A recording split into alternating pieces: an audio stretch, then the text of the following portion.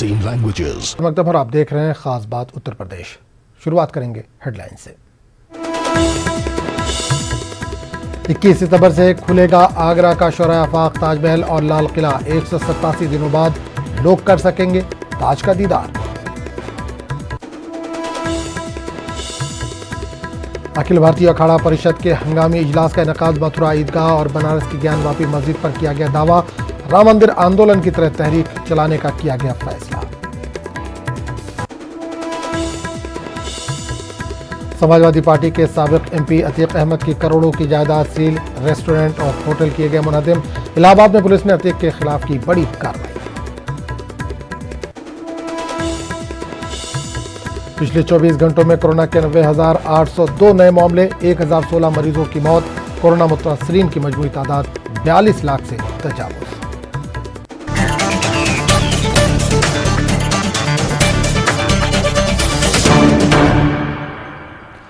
मुल्क में कोरोना के हमले जारी हैं। पिछले 24 घंटों में 90,802 नए मामलों की तस्दीक हुई है। इन मामलों के साथ ही मुल्क में कोरोना मुतासरीन की मजमूई तादाद 42,04,614 हो गई। उनमें 8,82,542 एक्टिव मामले हैं। वजारत सेहत व ख़ानदानी बहबूद की जानिब से जारी करदा आदाद-ओ-शुमार के मुताबिक पिछले 24 घंटों में 1,016 मरीजों की मौत हुई है। इस तरह मुल्क में अब तक 71,642 अफराद की कोरोना से मौत हुई है। मुल्क में अब तक 32,50,429 अफराद कोरोना को मात दे चुके हैं। उधर ICMR के मुताबिक पिछले 24 घंटों में 7,20,000 से ज़्यादा कोरोना टेस्ट किए गए हैं। आगरा में वाक़ शौरा आफाक ताजमहल को 21 सितंबर से अवाम के लिए खोल दिया जाएगा। इसके साथ ही आगरा के लाल किले को भी अवाम के दीदार के लिए खोल दिया जाएगा।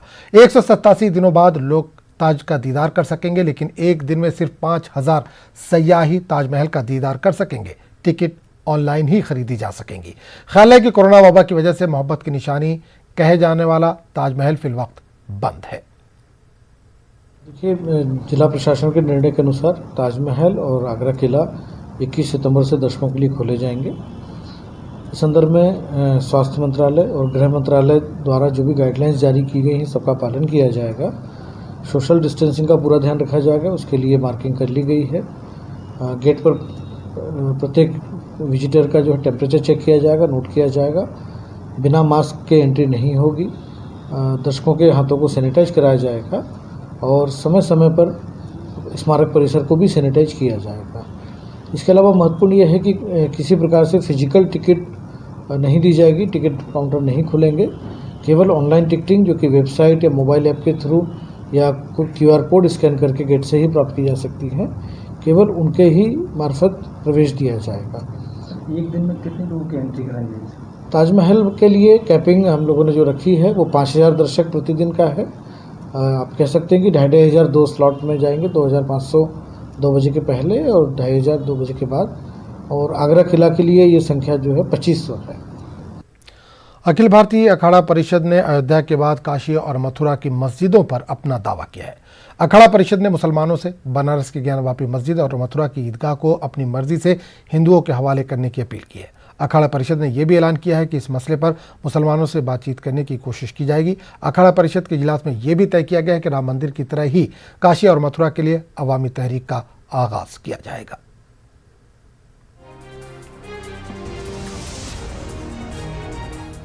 इलाहाबाद के बाघंबरी मठ में होने वाले अखाड़ा परिषद के हंगामी इजलास में कुल 8 करारदादें पास की गईं, जिसमें लव जिहाद, महाराष्ट्र में साधुओं के कत्ल, बनारस की ज्ञानवापी मस्जिद और मथुरा की ईदगाह को हिंदुओं को सौंपने की करारदादें शामिल हैं।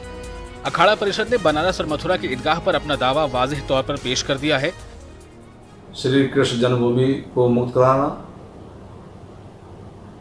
वाराणसी हमारे इष्ट देव आराध्य देव काशी विश्वनाथ मंदिर को मुक्त कराना, ज्ञानवापी मस्जिद जो वहाँ बनाई गई बगल में अवैध है, वो मुगलों ने ज़बरदस्ती से बनाया था।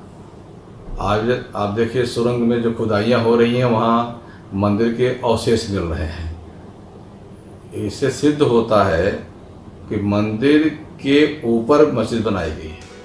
अखाड़ा परिषद के इजलास में पास करारदादों पर बाएं बाजू से ताल्लुक रखने वाली तंजीमों ने अपना सख्त रद्द-ए-अमल का इजहार किया है। बाएं बाजू से ताल्लुक रखने वाले अफराद का कहना है कि माशी बदहाली, बेरोजगारी और कोरोना वबा की संगीन होती सूरत हाल से आवाम की तवज्जो हटाने के मकसद से फिरकावाराना एजेंडे को थोपने की कोशिश की जा रही है। देखिए, काशी और मथुरा ये राम मंदिर के बाद इनके एजेंडा में पिछले 30-35 साल से हैं। अब राम मंदिर पे इन्होंने जो हासिल करना था कर लिया है, तो अब ये काशी को लेकर मामले को गर्म करना चाहते हैं। आर्थिक रूप से देश की जो बदहाली है उस पर कोई जवाब केंद्र सरकार का नहीं है। कोविड को उन्होंने भगवान भरोसे बता दिया है। 24% आर्थिक मंदी उन्होंने खुद घोषित उन्हें करनी पड़ी है। बेरोज़गारी और भूख इतनी ज़्यादा तेज़ है कि लोग सड़क पर उतर रहे हैं। तो ये निश्चित रूप से इस सवाल को गर्म करेंगे ताकि लोगों का ध्यान बांट सके, और यही इनका प्रयास है। अखाड़ा परिषद के हंगामी मीटिंग में 13 अखाड़ों के नुमाइंदों ने शिरकत की। अखाड़ा परिषद ने वाज़ेह किया है कि मथुरा और बनारस की मसाजिद के लिए जल्द ही तहरीक का आगाज किया जाएगा। इसका कहना है कि यह तहरीक राम मंदिर की तहरीक की तरह ही चलाई जाएगी। अखाड़ा परिषद ने इस मसले पर विश्व हिंदू परिषद से ताउन करने की अपील की है। न्यूज़ 18 उर्दू के लिए इलाहाबाद से मुश्ताक आमिर की रिपोर्ट। समाजवादी पार्टी के साबिक रुकन पार्लियामेंट और मशरक़ी यूपी के अहम सियासी शख्सियत अतीक अहमद के खिलाफ पुलिस इंतजामिया ने बड़ी कार्रवाई की है। मुकामी पुलिस ने इलाहाबाद में वाक़ अतीक अहमद की करोड़ों की जायदाद को सील करने और उनको मुनज़्ज़म करने की कार्रवाई शुरू की है। मुकामी पुलिस ने सिविल लाइन और नवाब यूसुफ रोड पर कायम अतीक अहमद की बेनामी जायदाद को मुनज़्ज़म कर दिया है। इसमें अतीक अहमद के करीबी तस्वुर किए जाने वाले का रेस्टोरेंट और होटल शामिल है। मुकामी इंतजामिया का कहना है कि जांच में अतीक अहमद की कई बेनाम जायदाद का पता चला। इंतजामिया का यह भी दावा है कि अतीक अहमद से वाबस्ता ये जायदाद गैर कानूनी तरीके से बनाई गई थी। वाज़ेह है कि योगी हुकूमत के इक़्तिदार में आने के बाद अतीक अहमद को कई संगीन मामलों में गिरफ्तार करके अहमदाबाद सेंट्रल जेल भेज दिया गया था। अतीक अहमद इलाहाबाद मगरबी हल्के से 5 बार MLA और फूलपुर हल्के से पार्लियामेंट के रुकन रह चुके हैं।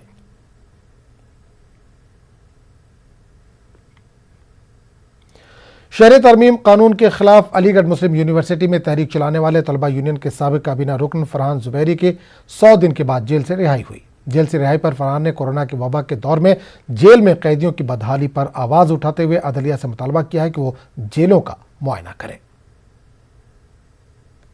वही जो अनट्रेंड कैदी हैं, बंदी हैं, वही दवाइयां देते हैं और वो वही सिर्फ 2-3 गोलियां उठाकर दे देते हैं। चाहे आप जाके कोई भी मर्ज बताइए, वो सिर्फ वही 2 गोली उठा के दे देंगे। मैं खुद गया 2-3 बार दवा लेने, मैंने बदन दर्द बताया वही गोली दे दी, सर दर्द बताया वही गोली दे दी, बुखार बताया वही गोली दे दी, उल्टी बताई वही गोली दे दी। वही बस 2-3 गोलियां लोट फेर के वो वही दे देते हैं।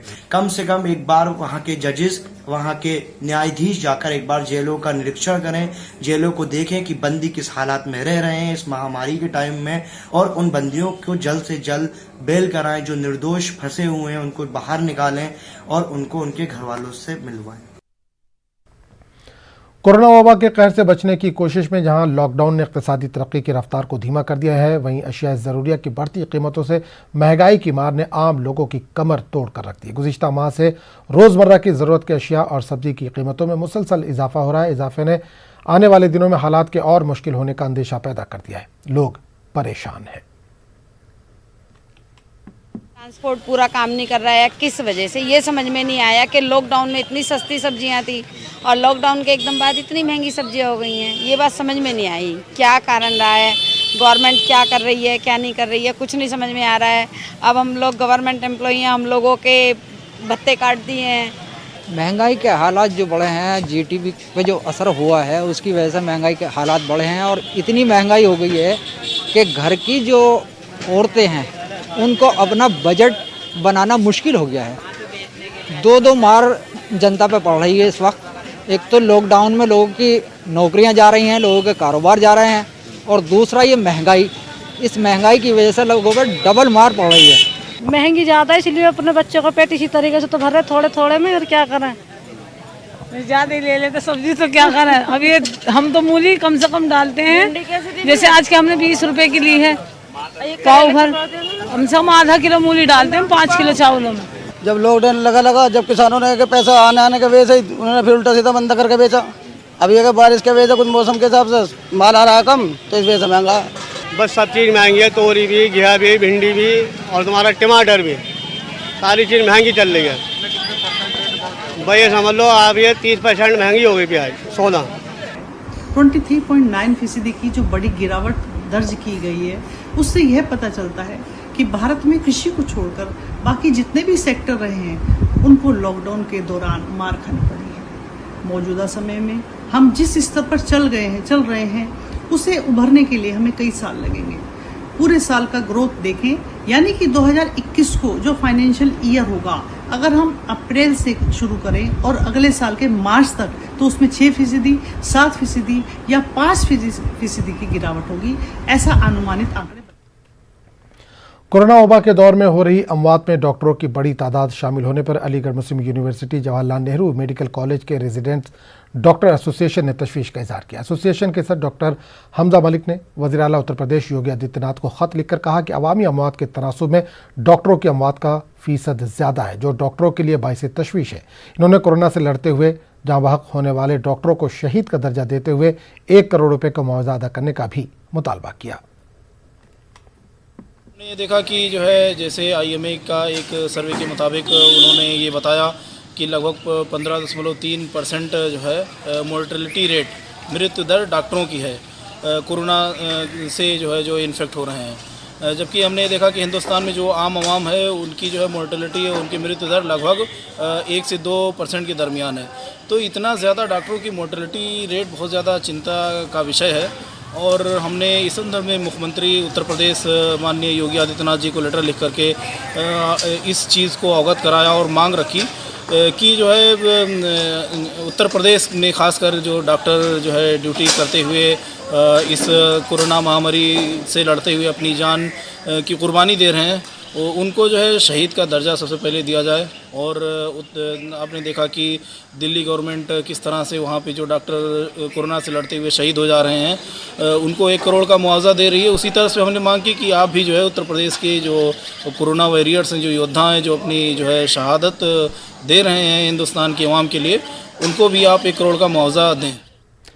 कोरोना इन्फेक्शन से मुतासिर मरीज की रिपोर्ट पॉजिटिव आने और सेहतयाब होकर घर लौटने की खुशी में अस्पताल के कोविड वार्ड स्टाफ ने मरीज के यौम पैदाइश का जश्न मनाकर मरीज को डिस्चार्ज किया। मेरठ के आनंद अस्पताल के कोविड वार्ड में मानो नाम के इस मरीज को जिस दिन दाखिल किया गया था, उस दिन मानो का यौम विलादत था और तबीयत ख़राब होने की वजह से यौम विलादत के मौके पर ना तो जश्न मनाया जा सका और ना ही मानो को अहले खाना का साथ मिला। लेकिन अब जबकि मानो की सेहत ठीक हो गई है, रिपोर्ट सही आई है, तो डिस्चार्ज होकर घर जाने का मौका आया, तो इस मौके पर स्टाफ ने मानो की यौम विलादत का केक काटकर इस लम्हे को यादगार बनाया।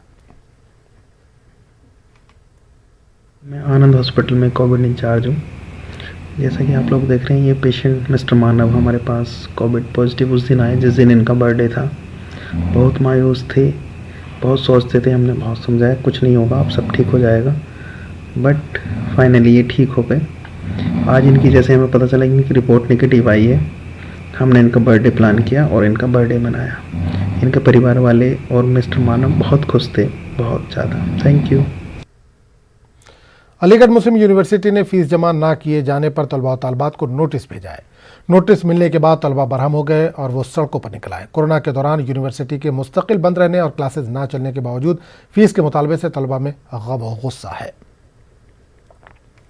ये है कि फ़ीस जो है हमारी ट्यूशन फ़ीस ली जाए, उसके अलावा जितने भी हम पे चार्जेस लगते हैं जैसे कि लाइब्रेरी का और लाइट वाइट का और हॉस्टल्स चार्ज जो लगते हैं वो सब रिमूव करे जाएं। खाली जो हमसे ली जाए वो ट्यूशन फ़ीस ली जाए, जो हमें हमारा अधिकार है। और AICTE की तरफ से भी नोटिस आया है कि जब जिस चीज़ की हमें सुविधा नहीं मिल रही है तो उस चीज़ का हम चार्ज क्यों करें। आप देख सकते हैं कि पिछला सेमेस्टर जो था हमारा, उसमें भी हम लोगों ने क्लासेस नहीं करी, एग्ज़ाम फ़ीस जो होती थी हमारी, एग्ज़ाम भी हमारे जो है हुए नहीं हैं, तो उस चीज़ की फ़ीस कैसे ले रहे हैं ये लोग। भारतीय समाज सेवक संगठन के जिम्मेदारान के वफद ने जिला कलेक्ट्रेट पहुंचकर अलीगढ़ मुस्लिम यूनिवर्सिटी के vice chancellor professor Tariq Mansoor के नाम एक याददाश्त ACM को सुपुर्द की, जिसमें मुतालबा किया गया कि Aligarh Muslim university alumni fund का ऑडिट कराया जाए। भारतीय समाज सेवक संगठन के सदस्य चौधरी अफराइम हुसैन की जानिब से याददाश्त में कहा गया है कि साल 2008 में एलुमनाई फंड की शुरुआत हुई थी, लेकिन आज 12 साल गुजर जाने के बाद भी इस फंड का ऑडिट नहीं हुआ है।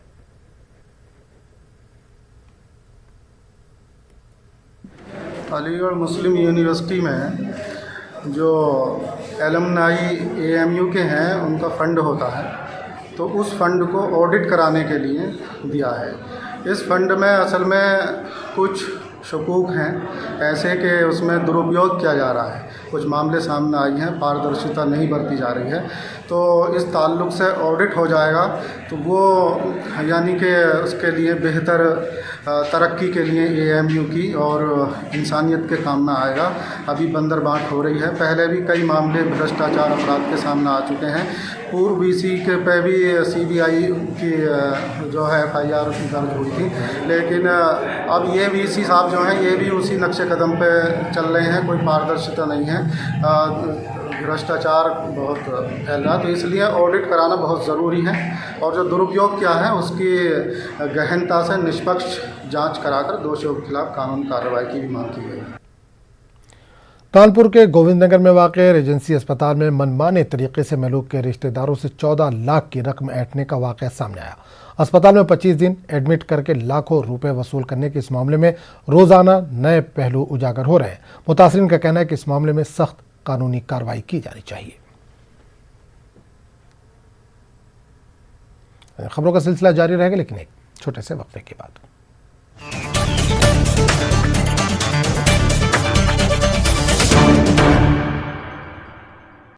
MDH किचन किंग मसाले को किंग क्यों कहते हैं? अगर MD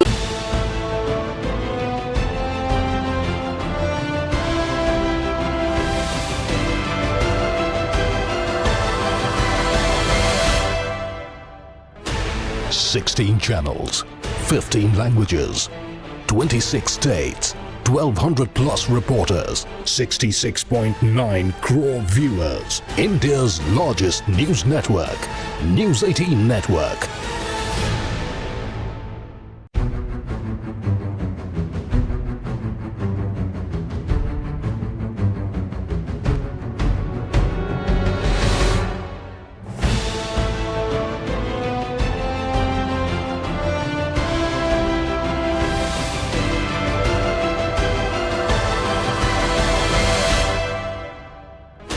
$16 channels, 15 languages, 26 states, 1,200 plus reporters, और नजर खास बात बिहार की सुर्खियों पर।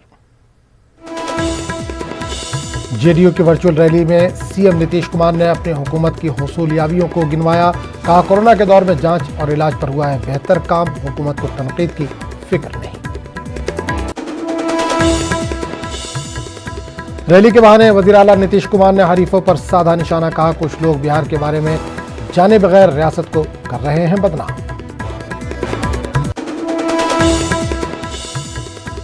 आज से कांग्रेस की बिहार क्रांति महासम्मेलन वर्चुअल तरीके से हुई।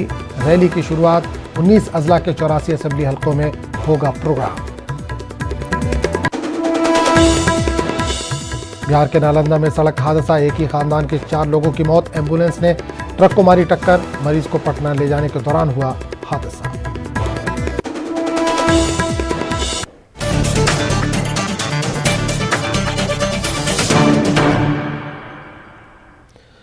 बिहार असेंबली इंतखाबात के लिए JDU ने वर्चुअल तशहीर की शुरुआत कर दी है। आज नीतीश कुमार ने वर्चुअल रैली के जरिए खिताब करते हुए अपने हुसूलियाबियों को गिनवाया। इन्होंने कोरोना से लड़ाई में बिहार हुकूमत के कामों की सराहना की।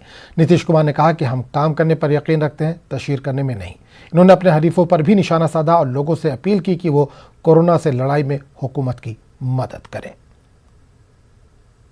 जान लीजिए, अब बिहार में कई लोग तो कुछ भी बोलते रहते हैं जो मुझे नहीं मालूम है, मैं उन सब चीज़ों पर ध्यान नहीं देता हूँ। बिहार की आलोचना, और वो ज़्यादातर लोग कोई नहीं, यहीं के लोग हैं, उनको कोई चीज़ की जानकारी नहीं है, किसी चीज़ की जानकारी नहीं रहती है, बोलते रहते हैं। पर अभी आप समझ लीजिए कि अभी कौन जानता है इसके बारे में भाई। इसलिए वैसी स्थिति में आज यहाँ कम रहा है, पूरा ध्यान दिया जा रहा है, और उसके बाद भी कभी भी जो इसके लिए भयभीत नहीं रहना है, लेकिन सजग और सचेत रहना है। तो वो काम तो जरूर करिए, ये हम आग्रह करेंगे। और आज जो मेरी बात सुन रहे हैं, मैं हाथ जोड़कर प्रार्थना करूंगा सब लोगों से कि भाई इस बात का पालन करिए, खुद भी पालन करिए और दूसरों को भी प्रेरित करिए इसका पालन करने के लिए। मैं सीधे मानता हूं कि नीतीश जी वर्चुअल रैली कर रहा, लेकिन एक्चुअल मुद्दों पर तो कुछ नहीं बोला।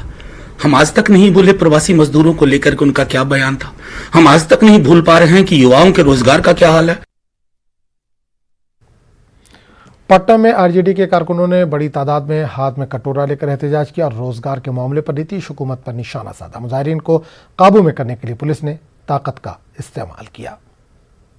नीतीश की वर्चुअल रैली चल रही है, दूसरी तरफ आरजेडी ने यहाँ पे मार्च निकाला है। और आपको बता दूं कि ठीक जेडीयू कार्यालय के सामने जो है ये जो मार्च है वो निकाला जा रहा है और ये रोजगार को लेकर के सारा जो है और यहाँ पे नारेबाजी की जा रही है और ये रोजगार के नाम पर जो है यहाँ पे देखिए मार्च निकाले जा रहे हैं और लगातार आप जो देख रहे हैं वो यहाँ पे देखिए जदयू कार्यालय के ठीक सामने जहाँ पे नीतीश कुमार यहाँ पे संबोधित कर रहे हैं।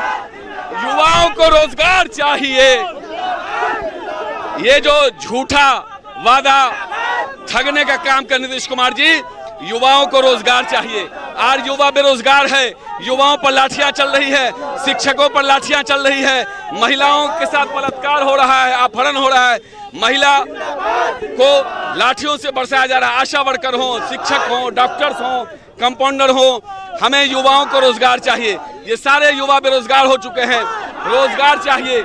युवा को भाषण नहीं चाहिए, रोजगार चाहिए। वो मूर्ख बना रहे हैं, झूठ बोल रहे हैं। अब तक 15 साल में क्या किया, उनको हिसाब देना चाहिए कि केंद्र युवाओं को 15 साल में रोजगार दिया है। बिहार में असेंबली इंतखाबात को लेकर कांग्रेस की मुहिम तेज हो गई है। कांग्रेस ने आज बिहार क्रांति महासम्मेलन का आगाज किया। कांग्रेस के इस वर्चुअल महासम्मेलन में दिल्ली, पटना और दीगर अजला से लीडरान जुड़े। पूर्ण रूप से तैयार हैं। अभी वर्चुअल रैली की शुरुआत हो रही है और मुझे उम्मीद है कि इस वर्चुअल रैली के माध्यम से हम ज़्यादा से ज़्यादा कार्यकर्ताओं तक माननीय सोनिया जी का, राहुल जी का संदेश पहुंचाने में सफल होंगे और आने वाले इस चुनावी संग्राम में निश्चित रूप से हम सफलता हासिल करेंगे। बोल रहा है बिहार बदलेगी सरकार, हमारा विश्वास है। हमारे नेता ने हम लोगों को वहाँ पर भेजा है। हम लोग इस बार वहाँ की जनता चाहती है कि पूरा सरकार वहाँ पर बदले। जनता त्राई त्राई कर रही है और इस बार कांग्रेस पार्टी फिर से अपने स्थान पर आएगी। वहाँ पर कांग्रेस पार्टी की सरकार बनेगी।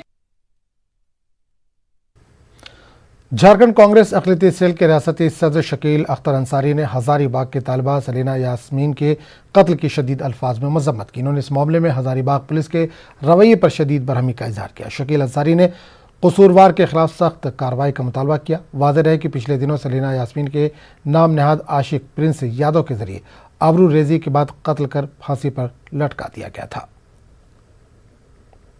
हजारीबाग का जो रवैया है वो बहुत निंदनीय है। हम हजारीबाग पुलिस प्रशासन और एसपी साहब से यह मांग करते हैं कि इस कारनामे को जिसने भी अंजाम दिया है, वो चाहे जिस समाज का हो, जिस जात का हो, उसके साथ कड़ी से कड़ी कार्रवाई करने की मांग करते हैं और हजारीबाग प्रशासन से यह भी मांग करते हैं कि उसके पूरे परिवार को सुरक्षा दी जाए। आज इस यास्मीन की हत्या हुई, कल उसके परिवार की हत्या हो जाएगा। झारखंड उर्दू अकेडमी के क़याम का मुतालबा अब जोर पकड़ने लगा है। उर्दू अदब के मुख्तलिफ तंजीमों से जुड़े लोगों ने आइंदा असम्बली के मानसून इजलास में उर्दू अकेडमी के क़याम के ताल्लुक से फैसला लिए जाने का मुतालबा कर रहे हैं। अंजुमन बकाए अदब के जनरल सेक्रेटरी नसीर अफसर की शिकायत के बार बार के मुतालबात के बावजूद उर्दू अकेडमी के क़याम की कोशिश नहीं की गई, जिससे उर्दू ज़बान व अदब को खासा नुकसान उठाना पड़ रहा है।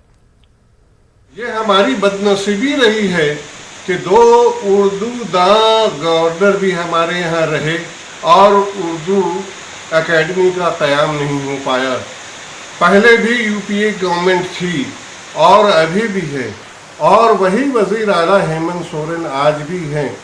हमने आज के अखबारात में मुतालबा किया है कि जो हमारी देरीना ख्वाहिश है कि उर्दू एकेडमी का क़याम जल्द अज जल्द हो जाए और इसके लिए हमने कहा है कि आइंदा जो 18 सितंबर को मानसून इजलास होने जा रहा है उसमें ये फैसला ले सरकार कि हम जल्द से जल्द जो है उर्दू एकेडमी का क़याम अमल में लाने जा रहे हैं। दिल्ली में हज़रत निज़ामुद्दीन औलिया की दरगाह आम लोगों के लिए खोल दी गई है। ताहम अगर आप ज़ियारत के लिए जाना चाहते हैं तो आपको कई बातों का ख्याल रखना ज़रूरी है, जैसे चादर और फूल चढ़ाने की इजाज़त नहीं है। साथ ही समाजी फासले के लिए निशान लगाए गए हैं। सैनिटाइजेशन के लिए भी मशीन लगाई गई है। दरगाह में वज़ूखाने को बंद कर दिया गया है। इस पूरे इंतजाम का जायज़ा लिया हमारे नुमाइंदे खुर्रम शहजाद ने। महबूब इलाही हज़रत निज़ामुद्दीन औलिया की दरगाह कल से खुल गई है, लेकिन अगर आप यहाँ पर आना चाहते हैं तो आपको क्या करना है। इस वक्त मैं दरगाह में मौजूद हूँ। आपको क्या करना है, सबसे पहले जब यहाँ पर आएंगे तो आपको यहाँ पर अपना टेम्परेचर देना है और उसके बाद सैनिटाइजेशन जो गेट ही पर होता है, तो ये गेट लगाया गया है और सैनिटाइजेशन का यहाँ पर इंतज़ाम है। इसी के साथ साथ यहाँ पर आप देखेंगे साफ़ सफाई हो या फिर सैनिटाइज़ करने के लिए दीवारों को, दरवाज़ों को सैनिटाइज़ करने के लिए तमाम तरह की मशीनरी भी यहाँ पर लगाई गई है। उसके बाद एक ख़ास बात यह है कि आप ये देखेंगे कि इस तरीके से यहाँ पर जो लाइनें हैं वो बनाई गई हैं। इस तरीके से आपको यहाँ पर होते हुए आगे की तरफ बढ़ना है। अगर आप हज़रत ख्वाजा अबुल हसन अमीर खुसरू रहमतुल्लाह अलैह की मज़ार पर जाना चाहते हैं तो आपको इस तरफ आगे बढ़ना है। लेकिन अगर आप हज़रत निज़ामुद्दीन औलिया की दरगाह की तरफ आगे बढ़ना चाहते हैं तो आपको इन चीज़ों को, इन चिन्ह को, ये जो निशान लगाए गए हैं, इनको फॉलो करते हुए आगे की तरफ बढ़ना है। वो जो आपको मज़ार दिखाई दे रहा है वो हज़रत निज़ामुद्दीन औलिया का वही मशहूर मज़ार है जिसकी तस्वीरें आपने देखी होंगी। लोग यहाँ पर आते हैं तो उनके लिए मार्किंग की गई है और निशानात लगाए गए हैं। जो खादिम हैं वो यहाँ पर आते हैं, जो ज़ायरीन हैं उनको लेकर के वो आगे की तरफ बढ़ते हैं। तो यहाँ पर आप देखेंगे इस तरीके से आगे बढ़ने का इंतज़ाम है। यहाँ पर सीधे तौर पर दरवाज़े की तरफ जाने की इजाज़त नहीं है, बल्कि ज़ायरीन को इस तरीके से आगे की तरफ जाना है और उसके बाद वो फिर वहाँ पर आगे आते हैं। और अगर वहाँ पर ये जो आपको नीले कलर का डब्बा आपको रखा हुआ दिखाई दे रहा है, अगर आप फूल लेकर आए हैं तो आपके फूल यहाँ पर जमा कर लिए जाएंगे। इजाज़त नहीं है, मना भी किया गया है, लेकिन जो लोग लेकर आ रहे हैं उनके फूल यहाँ पर जमा कर लिए जाएंगे, चादरें यहाँ पर जमा कर ली जाएंगी। उसके बाद फिर आप यहाँ से आगे की तरफ बढ़ सकते हैं। तो ये निज़ामुद्दीन हज़रत निज़ामुद्दीन महबूब इलाही का ये मज़ार है। इस मज़ार के अंदर अब आपको अंदर जाना है, किसी चीज़ को आप छू नहीं सकते। सैनिटाइजेशन का पूरी तरीके से इंतज़ाम किया गया है। आप देखेंगे यहाँ पर बोतल लगाई गई है, यहाँ पर सैनिटाइज़ करेंगे, अंदर जाएंगे और उसके बाद घूमते हुए यहाँ से वापस आएंगे। तो ये तमाम तरह के इंतज़ामात यहाँ पर किए गए हैं। यहाँ पर कुछ ज़ायरीन आए हुए हैं। कैसे इंतज़ाम लगे यहाँ पर? बहुत अच्छा हुआ है जी, यहाँ पर काफ़ी सुविधा है, सोशल डिस्टेंसिंग का भी है प्रयोग यहाँ पर, अच्छा लग रहा है। हर गेट पर आपको सैनिटाइजर मिलेगा और आपने देखा होगा टनल भी लगाई गई है वहाँ पर। आप यहाँ पर अंदर आए हैं, कहाँ कहाँ आपको किस तरीके से? मेन एंट्री से ही है, जो एंट्रेंस है यहाँ पर तो आपको दिखाई दिया होगा टनल लगी हुई है यहाँ पर, वहाँ पर सैनिटाइजर हो रहा है। सोशल डिस्टेंसिंग काफ़ी अच्छी है। यहाँ पर फूल जमा किए जा रहे हैं, ये शाम को चढ़ेंगे फूल, अभी मज़ार पे चढ़ नहीं सकते इसलिए यहाँ पे लगाते हैं। अच्छा, यहाँ पर फूलों को जमा किया जा रहा है, यानी कि फूलों के ज़रिए से अगर आपको किसी तरह की जो दिक्कत हो सकती है तो उसको भी ख़त्म किया जा रहा है। यहाँ पर जो ये इलाका है आप देखेंगे ये लाइन बना दी गई, इसको पूरे तरीके से घेर लिया गया। आमतौर से यहाँ पर ख़वातीन बैठती थी और वो यहाँ पर तिलावत किया करती थी, लेकिन अब वो तिलावत भी करने की यहाँ पर इजाज़त नहीं है। कुछ ही देर 2 मिनट के करीब आप यहाँ पर रह सकते हैं। तो ये तमाम तरह के इंतज़ाम किए गए हैं। आप अगर यहाँ पर आते हैं तो तमाम चीज़ों का ख्याल आपको रखना होगा। कैमरामैन चंद्रदेव यादव के साथ खुर्रम शहजाद, न्यूज़ 18 दिल्ली। तो इस बुलेटिन फिलहाल इतना ही। मजीद ताज़ा तरीन खबरों के लिए आप लॉगिन कर सकते हैं news18urdu.com पर।